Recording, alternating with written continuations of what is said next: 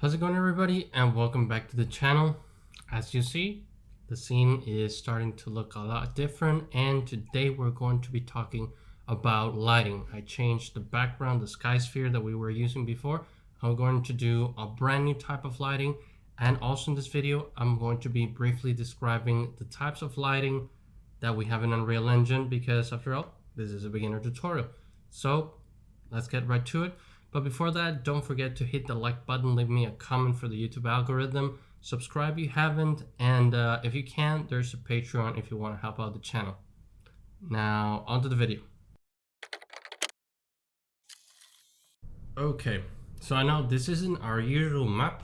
I'm just going to use what I have here to showcase the types of lighting that we're going to be using, and then we'll go back and light the map that we've been using for this whole tutorial. Now, this is a supposedly lunar map that I was trying to get to, inspired by what I see on the game Destiny.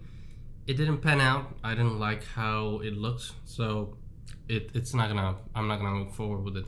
But enough of that. What I did is I made a little cave right here that we can use.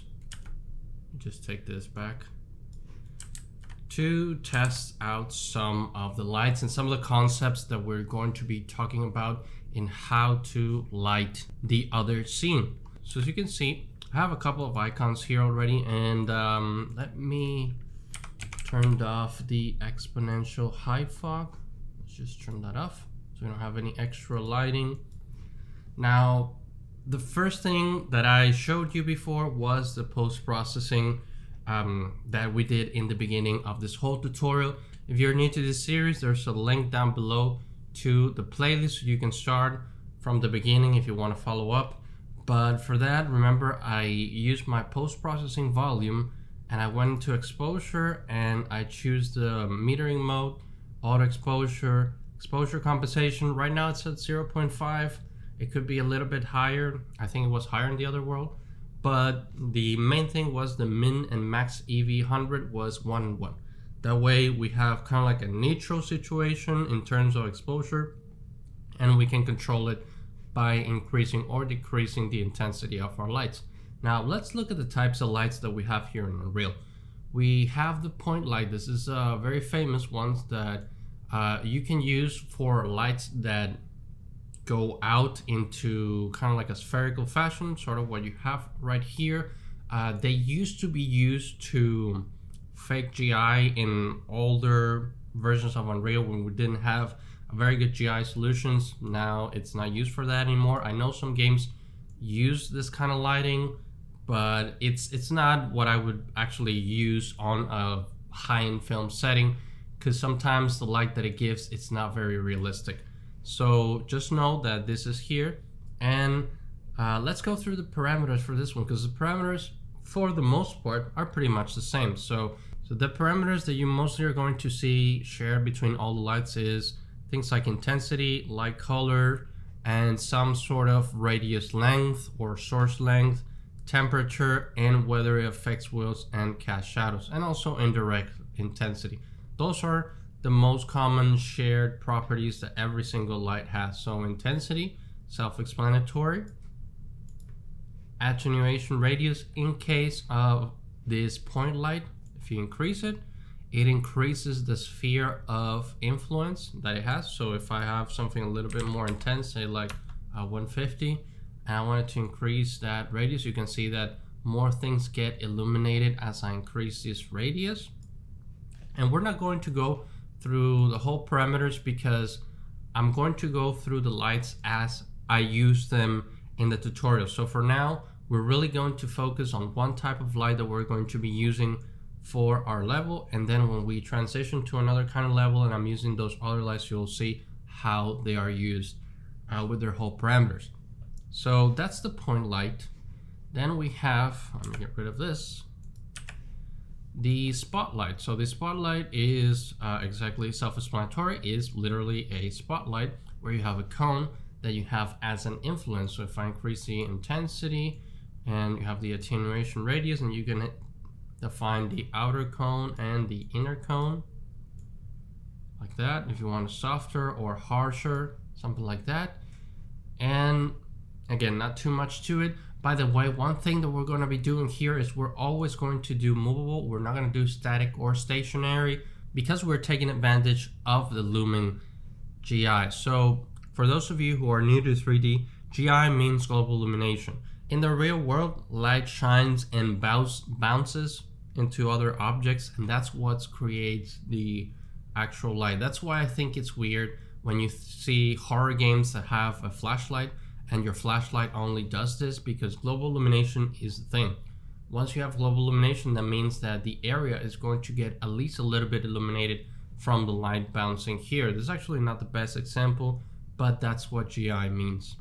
And Lumen allows us to have real-time global illumination like we didn't have before. It used to be that in order to get the best global illumination, you had to go into baked lighting. Now we no longer have to do that. All right, so this is Spotlight. Again, not a light that I use a lot, but it can be useful, especially if you're having characters. It can be really useful to get those really nice lighting situations.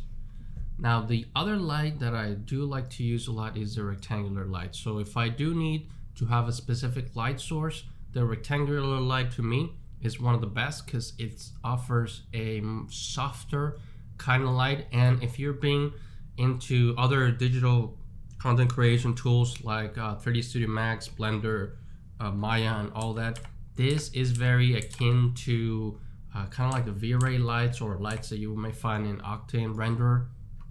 Because of the way it's portrayed, it's very soft, and you can control it here with the source. You can increase the source and make it softer.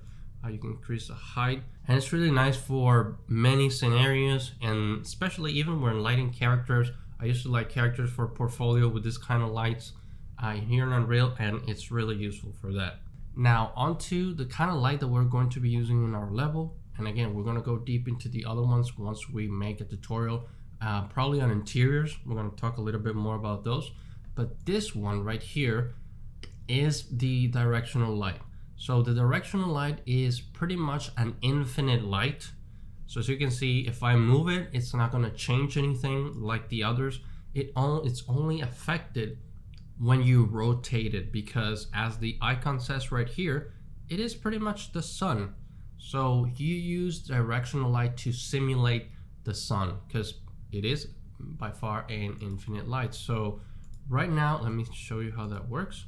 I'm actually going to move this. I'm going to leave a little bit of light in. So there you go. So this is the directional light and what we're going to use. So as you can see, as I rotate this little arrow, it's indicating where is that source of light working on.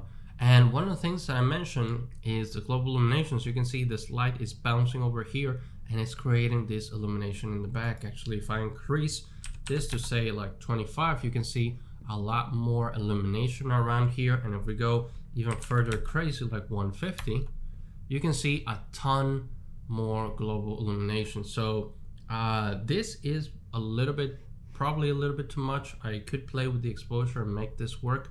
But there are other ways to make global illumination. If you wanted to just have global illumination with your directional light, you could. And as you can see, it updates in real time because we're using Lumen. So let me dial this down a little bit. So let's just leave it at 100. So it's not that harsh. Okay, so we have this light right here. Now let's go through the other parameters. So right now I have a bluish color. By default, this is pretty much a white color. We have the source angle at 1. Usually this comes as like this. So the more you increase the source angle, the softer your shadows are going to be. However, if you increase it too much, you're going to start seeing artifacts. So if I do like 50, you're going to see that the shadow is trying to become softer, but it has this kind of like noise around here. So you have to be careful when you dial this in. So even a low value of 5 is still a lot and it's still producing a lot of noise. So that's why I leave it at a value of 1, and that should be it. Use temperature. If you look at some of the bulbs that you buy in the grocery store or the hardware store, if you look at the back, some of them have something called temperature in kelvins, and that indicates what kind of light it produces, whether it's a warmer light or a cooler light. And by that, when I say warmer, I mean the warm colors like reds and yellows. And when I say cooler, I mean the more bluish kind of light. So let's say a warmer light will be your regular incandescent bulb, and a cooler light will be your halogens or tungsten light, something like that. So if I play with my temperature, if I go into a lower setting, let's do an exaggerated low that I've never used, but just for demonstration purposes, like 3500, you're gonna see that this turns very orange. So because we are in the warm scenario, the warm kelvins.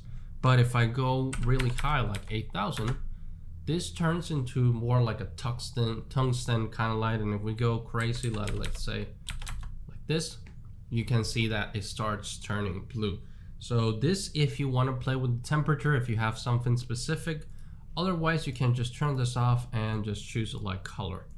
This is actually a lot easier if you want a specific kind of color or if you're going for a specific kind of look. All right, then we go into the effects world button.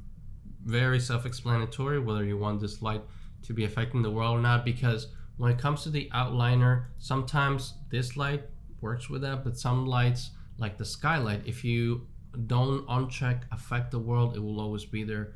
Doesn't matter if you turn it off here in the world outliner or not.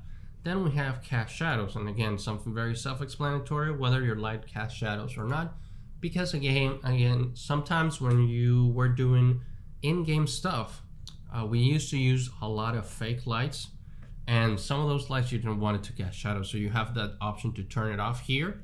And it's pretty cool if you're doing something for cinematics and you just need a little bit of light in a specific position, but you don't want it to cast any shadows, you can use this. Indirect light intensity, again, self-explanatory, and it has to do with the global illumination part. So if we increase this, it's going to increase the illumination of our surroundings, so the bounce light pretty much.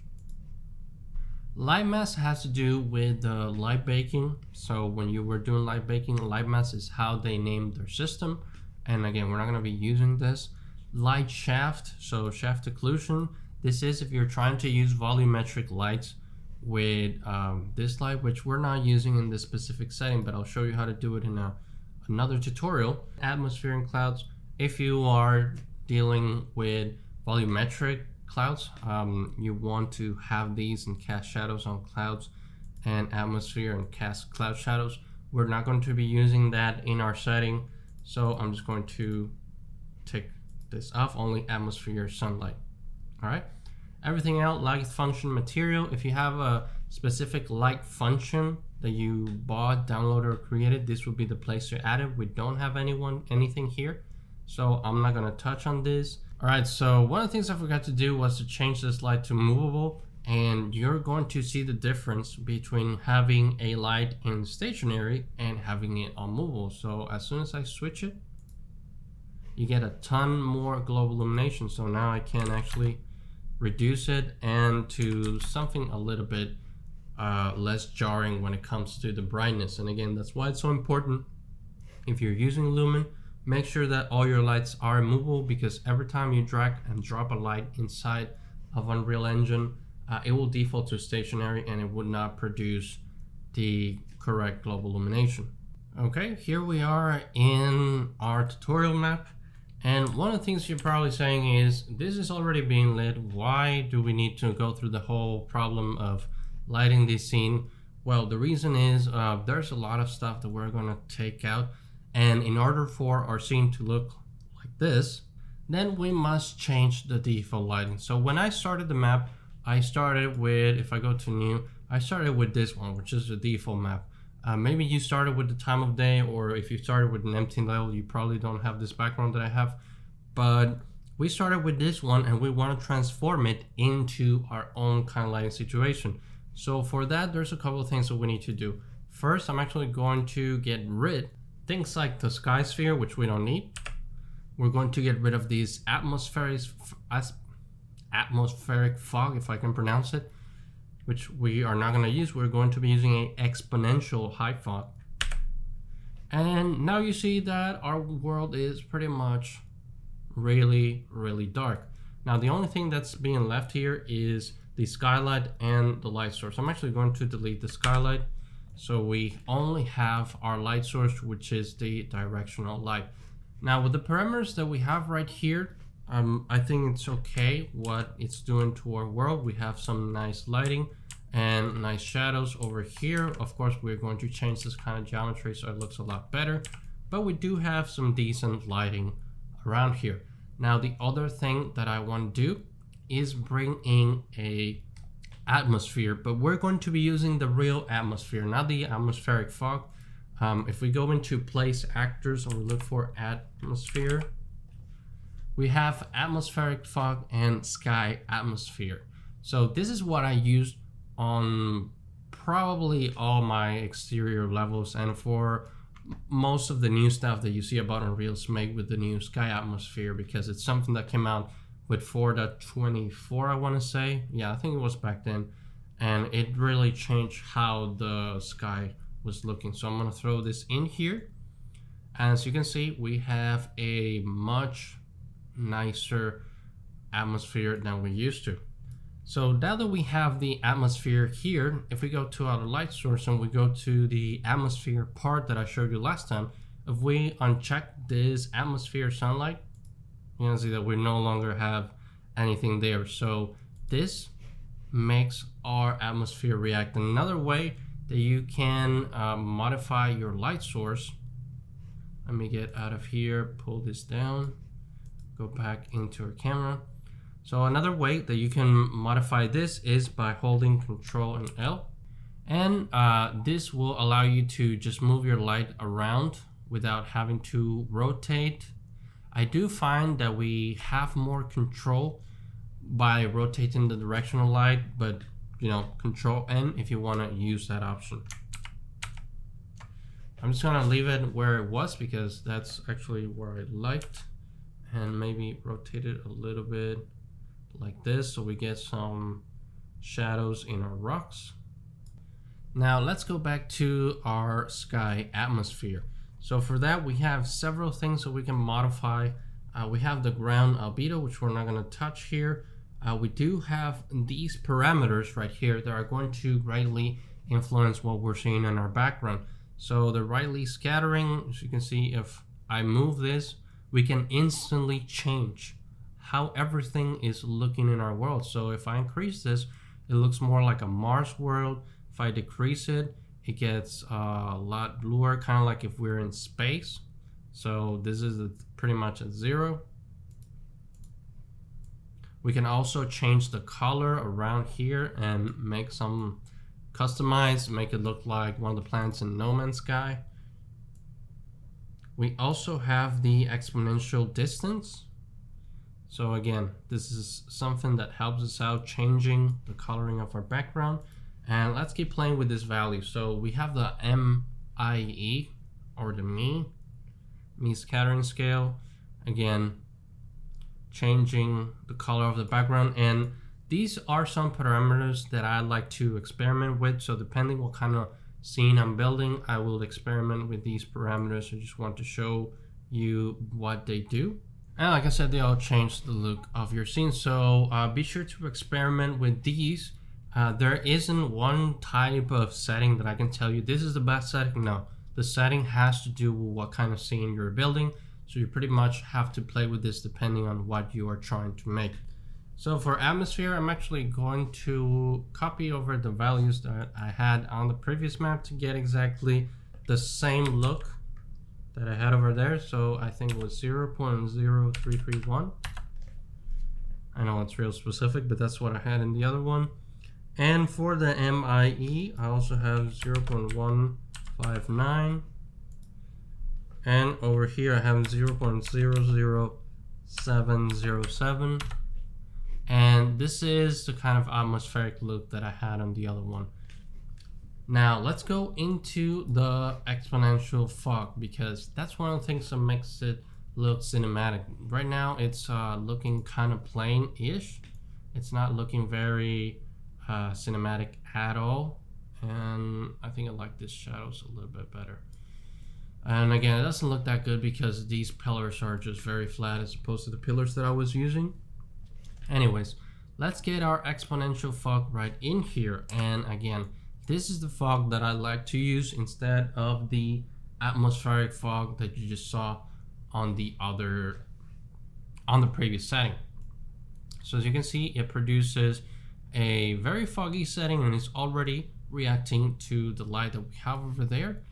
Over here you have its parameters, so you have fog density, again self-explanatory.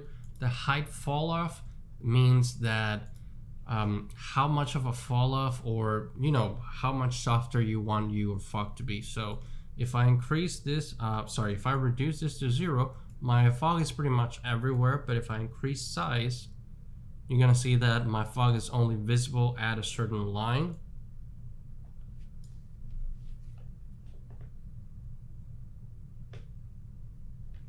So what I had on the map for the shorts was 0.025. The fall off was just 0.2. All right, just so we can have the exact same numbers if you want to copy those. For the in-scattering color, I do have a reddish color on the map.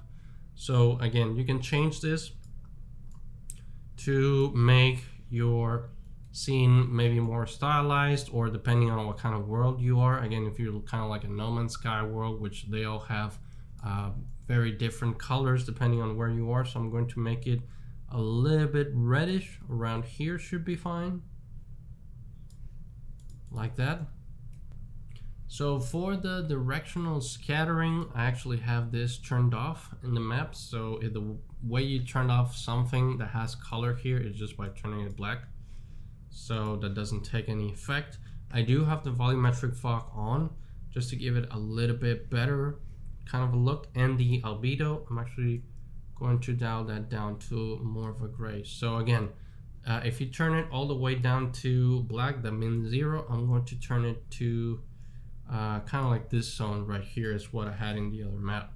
Now, when it comes to the volumetric fog, this is actually something that I use in another video, so I'm going to leave a link in the description down below so you can check that out. I use the view distance in order to confine the fog to a very specific place, because I had a space station in outer space. So in outer space, you're not supposed to see this fog in the background right there. So I just confined it to a smaller space. That way, whenever I was looking through the window, it didn't look like the fog was out there. The fog was just reacting to the lights, and I could get that volumetric effect that make the scene more cinematic. Again, if you want to take a look at that more in depth, there's going to be a link in the description down below. All right, so those are the parameters that we have. I'm not going to override any colors, and that is it for the atmospherics that we have here. Now, if I go to the map where I make the shorts with, you're going to see that I do have this nice mist going on, and this mist is just a plane with a texture that has noise in it. And this is one of those instances we're going to talk about not reinventing the wheel a lot on this channel, because one of the great things about using a game engine is there is a lot of stuff that's already built, and some of those stuff is free. So I'm going to show you where I got these from. And again, you can make this on your own. I didn't make it on my own. I just borrowed them from an Unreal project. And yes, you can do this, and you should do this, because like I said, there's not necessary to reinvent the wheel every single time. So where do we get these? I'm going to show you. I actually have the project right here, but if you go, let me type particles. So right here we have the particle effects. This is actually a free project that you can find on the Learn tab, and we talked about the Learn tab in our first video. Is right here on the legacy samples, again, because this is one of the really old ones, but you can still create a project if you are in 4.26. What I did is I migrated it to Unreal Engine 5. So as you can see, after I created the project, let's just get inside this project.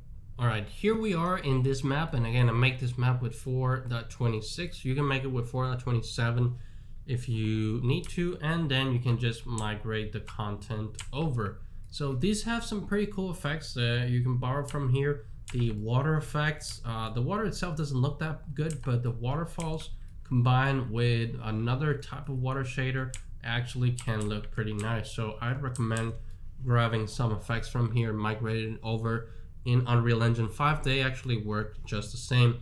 So in order to grab these, actually what I did is I went into the environment folder, actually migrated the whole environment folder and the effects folder, but just so you can see where it is, in the environment folder, there is a blueprint folder where you have life shaft, which are these, which is very important and very cool to do volumetrics with these. And you have fog sheets. The fog sheets are, and by the way, that's fog sheets, that's F-O-G, not the other word. Please, YouTube, don't demonetize this. You can grab that blueprint and just throw into your world, and it create that nice mist that I have on the other side. So what I'm going to do is I'm actually going to right click and going over to asset actions, and we're going to migrate that. So I click OK, and it's going to take me to a file browser, and you just identify where your project is and make sure it's in the content folder, otherwise it's going to yell at you. Just leave it in the content folder, that's fine. And afterwards you can chug it into another folder if you need to. Okay, as you can see, content migration completed and successful, because there's not much to these fog sheet. It's just a plane with a texture. So let's just go back to our project. We're going to go to content, and we're going to go into environment, blueprints, and we're going to bring this into our scene. So as you can see, if I bring it into my scene, and it has this little dinosaur, I think it's a velociraptor of some kind. And again, this is camera based, but it's better if you turn it to the view of the camera. So right now, let's just turn on our angles. I'm gonna turn it 90 degrees. And you're gonna see that you have some nice parameters over here. So we have color, again, self-explanatory, what kind of color you want to add it. I'm gonna leave it in the color that it is. You have brightness, which is one of the values that I play with, along with opacity. So the brightness, if you reduce the brightness, you reduce the visibility of the effect. And if you reduce or increase opacity, you also reduce the visibility of the effect. So I tend to play with these two depending on what kind of look I want to achieve. In this size, we can type 2048 by 2048 to just make it bigger instead of rescaling the whole thing. As you can see, it just made the whole thing bigger, and it helps out a lot. So right now, this actually has some movement, but it's barely noticeable because of the panning speed that's around here. So if we change this to 1, you're gonna see that, whoa, there's a lot of panning speed. But right now what I'm gonna do is I'm going to do 0.0 to 1. So it's just a little bit of motion. Now I'll make this go crazy fast just so you can see something that I'm gonna do. Now the fog is flowing from down the top, which is not what we want. We want it from one side to the other, which is what I have in the other map. Now that has to do with these materials that I have right here. So all you have to do is go into the same folder where you have the fog sheet blueprints, go to assets, and you're gonna have a master material. I already have altered the master one, but I'm gonna show you what the differences are. So right now it has the default master material. So if I double click it, you're gonna see that it has tons of stuff. The only thing that we are concerned about is the panner right here. So the panner is actually what creates the motion of this texture. Now this is going into the styling mask, and if you move this around, if you notice, put your eyes right here, you can see that it's just a tiling texture if we move around. Now as you can see in the panner coordinates, you're gonna see that material expression panner, you have X and you have Y. Now you see that Y is at -1. This is actually what's indicating what direction this thing needs to go. So if I press 1, it's no longer negative, and I click on apply, you're gonna see that it's now falling downwards. So this is the value that you need to change. Now we don't want it upwards or downwards. So in this case, 1 will do. So I'm gonna apply. And there you go. It's actually flowing in the same direction that I have on my map. If you want to flow it the other way, you can do the negative expression. And I know what some of you be thinking, why didn't you just rotate the plane? Because this is tied to a parameter, it doesn't matter how you rotate this plane, it will always stay the same. So that's why you have to change that value in there. So let's undo all that, and I'm going to change the panning speed to something a little bit more decent, to like 0.01, and you can increase that as many times as you want. That depends on what kind of look you want to create. Now I'm going to probably leave this one right here, and I'm going to reduce the brightness to something like 0.4. I think that's fine. We're getting some nice effect, and let's take it backwards and let's add a little bit of a different speed. So we have kind of like it's blowing out at different proportions, and I think that gives it a nice effect. And if we go back to our camera, you're gonna see that this is starting to take a lot of shape. Now we do need to make the background, which we're going to make in another tutorial, but this is how pretty much you make all those lighting, atmospheric, and this little mist that I have going on right here. And I almost finished this video without talking about one of the most important lights in the light settings here on Unreal Engine. I'm gonna get this message out of the way, so I'm just going to go build and build reflection captures, and that's done. So there's a reason why this is not looking like the map that I was using for the shorts, and it's because it's lacking the skylight. At this moment, Lumen is giving us nice illumination, very cool GI. And actually I'm gonna change this light source and rotate it a little bit this way, so we get better shadows. So we got nicer shadows this way, although we do have very harsh shadows over here, but we're gonna take care of that with the skylight. So if you go into your lighting tab over here and place actors, and we drag a skylight here, you're going to see a change, and instantly you saw the change right here. If I go and untick effects world, you're gonna see that this is really dark, and yes, you should be getting some global illumination from the light that's shining down, but this is still a game engine, this is not the real world, so we have to help it out a little bit. And that's why I say this is so important, because with it, we're gonna help out filling up those shadows, and it's going to give us that nice global illumination. So for this, we usually go with movable, and we can do real-time capture. That way, every time you move this, it's going to update in real time. We're not going to be moving it because this isn't a video game or something that's going to be constantly changing. So what I'm going to do is I'm going to uncheck this. It's actually not necessary. I'm going to leave it in movable. And right now it's actually looking pretty good. You could change the color light right here. You can change the intensity of it, and you get a little bit more GI. I just like leaving it at 1, to be honest.